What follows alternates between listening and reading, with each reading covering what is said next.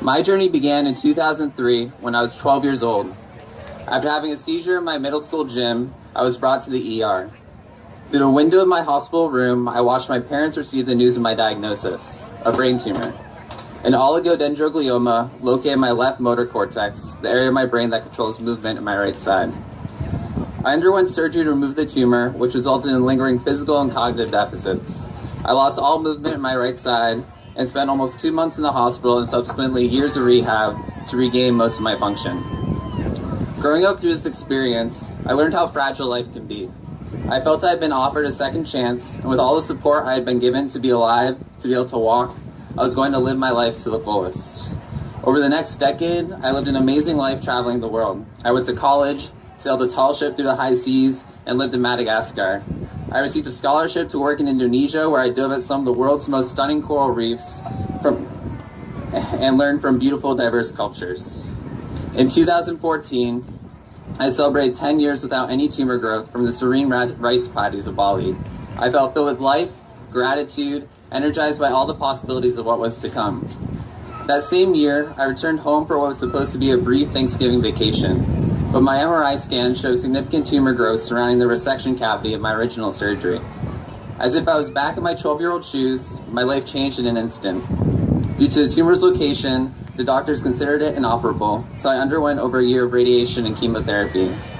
I was 23, a young adult, and like my peers, I was on the precipice of building my life, exploring my identity, forming relationships, diving into my dreams and aspirations.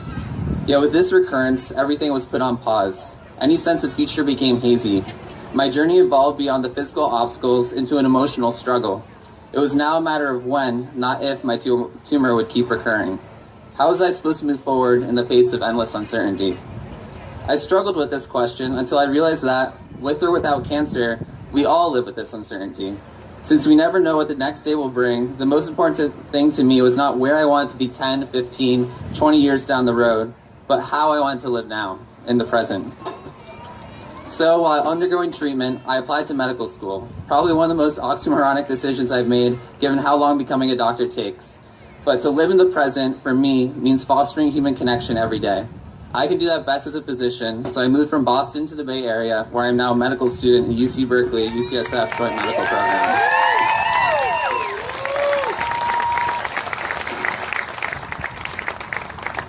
But just as I was starting my life here in the Bay, I was diagnosed with another recurrence.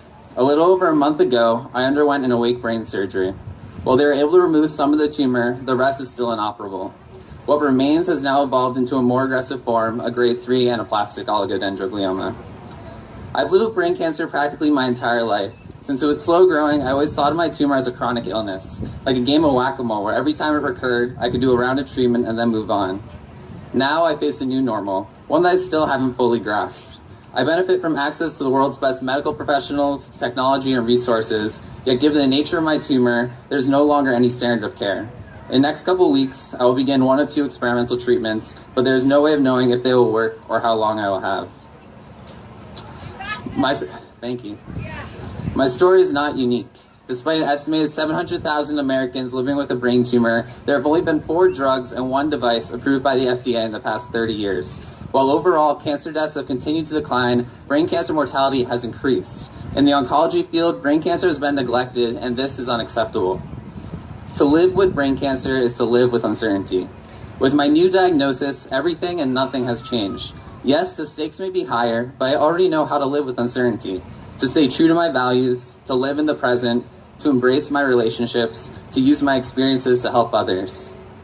It's fitting that today's walk is the same day as San Francisco Pride. I've realized these past few weeks that to take control, to not let brain cancer define us, we need to be unapologetically proud survivors, patients, caregivers, family members, friends, loved ones. We need to raise our voices. This walk, our fundraising, is critical, but we need to do more. We need to bring our stories to the ones who control the trajectory of brain tumor research. Policymakers, researchers, medical institutions, pharmaceutical and insurance companies, the list goes on and on. There are so many people here in the US and abroad who simply don't have access to standard treatments. Their voices unjustly go unheard, but we have the platforms to speak up. In doing this, we continue the legacies of those we've lost, We support those living with brain cancer today, and we fight for that 12-year-old child who will be diagnosed tomorrow with a brain tumor.